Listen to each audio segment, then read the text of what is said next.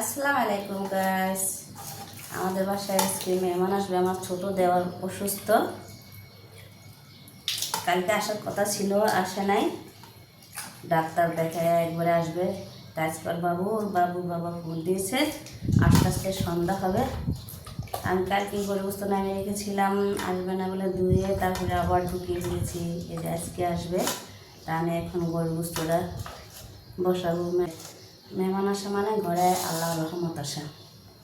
আর যেহেতু আমার ছোটো দেবর অনেক দিন পরে আসতেছে, প্রায় আমার মেয়ে যখন 2.5 বছর না, 2.5 বছর 3 বছর চলে তখন এসেছিল।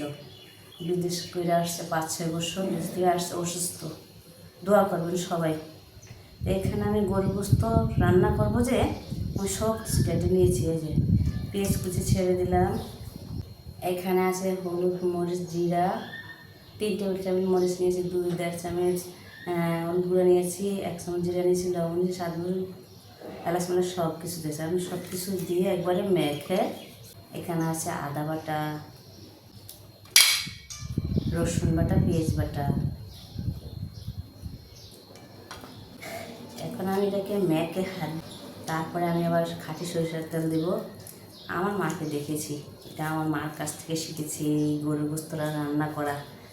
তারপরে আমি অন্যরকমভাবে রান্না করতে পারি, মানে 3-4 পদ আইটেমে রান্না করতে পারি। আমার মাকে দেখতাম গরুগ্রস্ত সবসময় এভাবে আগে সব মশলা দিয়ে কী করতো, এইভাবে সুন্দর করে হাত দিয়ে মেখে মেখে পরে কী করতো, এই যে সরিষার তেলটা ঢেলে দিতে। আজকে আমি পরে এরকমভাবে বসাই, আবার কষাই, মশলা সব কষাইও বসাই। আজকে আমি এইভাবে বসাবো। রেখে বসিয়ে 5 মিনিট রেখে দিলে তারপরে রান্না করলে মাংসর স্বাদ অনেক বেড়ে যায়, মাংসর কালার সুন্দর হয়, খেতে মজা লাগে। আনতে বলে গেছিলাম, এখন আনলাম। খাঁটি সরষের তেল ঢেলে দেবো।